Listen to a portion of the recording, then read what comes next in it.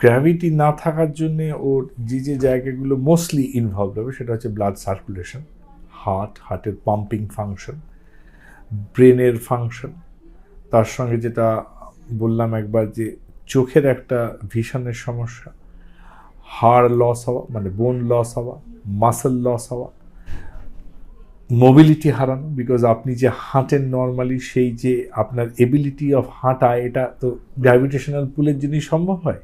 তো সেই গ্র্যাভিটিটার প্র্যাকটিস চলে গেলে ওকে আবার রিট্রেন করতে হবে, মানে ওনাকে নয় ওনার মাসেলকে আবার রিট্রেন করতে হবে, বোনকে আবার রিট্রেন করতে হবে, নার্ভগুলোকে রিট্রেন করতে হবে। এবং বোন লসের জন্য তার কিছু কনসিকুয়েন্সিয়াল সমস্যা হওয়া সম্ভব। মাসেল লসের জন্য সিপিকে বেড়ে যেতে পারে, কিডনির ওপর চাপ হতে পারে, স্টোন ফর্মেশন হতে পারে, স্টুলের সমস্যা হতে পারে, কনস্টিপেশন, মুভমেন্ট সমস্যা, হজমের সমস্যা, ইমিউন সিস্টেমের সমস্যা হবে। কেননা উনি অনেক দিন ওনার ইমিউন সিস্টেম কোনো অ্যান্টিজেনিক চ্যালেঞ্জের মধ্যে নেই।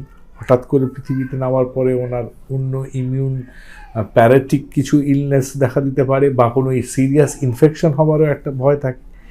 সুতরাং এই ব্যাপারটা একটা সার্বিকভাবে দেখার জন্য ওনাকে একটা স্পেশালাইজ সেন্টারে নিয়ে যেতে হবে, নর্মাল হাসপাতাল নয়, এটা স্পেশালাইজড হসপিটাল যারা এই ধরনের জিনিস ডিল করেন এবং খুব একদম এনভায়রনমেন্টটা একদম গাভার্ন, একটা ভীষণ প্রোটেক্টেড গাভার্ন এনভায়রনমেন্টের মধ্যে উনি থাকবেন এবং আস্তে আস্তে আস্তে আস্তে রিহ্যাবিলিটেশন প্রসেসের মাধ্যমে উনি আমাদের মতো নর্মাল আবার লাইফ লিড করতে পারবেন। সময়টা এই মুহূর্তে বলা মুশকিল কতটা রিহ্যাব উনি করতে পারবেন। এর সঙ্গে একটা সাইকোলজিক্যাল চ্যালেঞ্জও থাকবে, both physical and mental challenge. তবে সাধারণত যে সময়টা উনি কাটিয়েছেন তাতে 3 থেকে 6 মাস মোটামুটি টাইম লাগবে আবার নর্মাল লাইফে ফিরতে। অপেক্ষার অবসান, ব্রহ্মাণ্ড থেকে পৃথিবীর উদ্দেশ্যে রওনা দিলেন সুনিতা উইলিয়ামসরা। একেবারে ইন্টারন্যাশনাল স্পেস স্টেশন থেকে সাকসেসফুলি অর্থাৎ সফলভাবে আনডকিং প্রক্রিয়া শেষ হয়েছে এবং আপনারা জানেন যে জুন মাসে 2 নভশ্চ রওনা দিয়েছিলেন মহাকাশের উদ্দেশ্যে, কিন্তু 8 দিনের সফর ছিল, সেই সফর যান্ত্রিক ত্রুটির কারণে 9 মাস হয়ে যায়।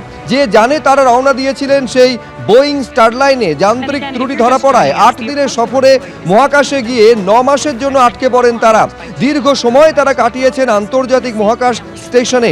সুনিতাদের ফেরাতে রবিবার সকালে আন্তর্জাতিক মহাকাশ স্টেশনে পৌঁছয় ইলন মাস্কের স্পেসএক্সের ড্রাগন যান। একেবারে যে ছবি আপনারা দেখতে পাচ্ছেন, অপেক্ষার প্রহর ক্রমশ কমে আসছে। 10 ঘন্টা 57 মিনিটের অপেক্ষা, তারপরই পৃথিবীতে অবতরণ করবেন সুনিতা উইলিয়ামসরা।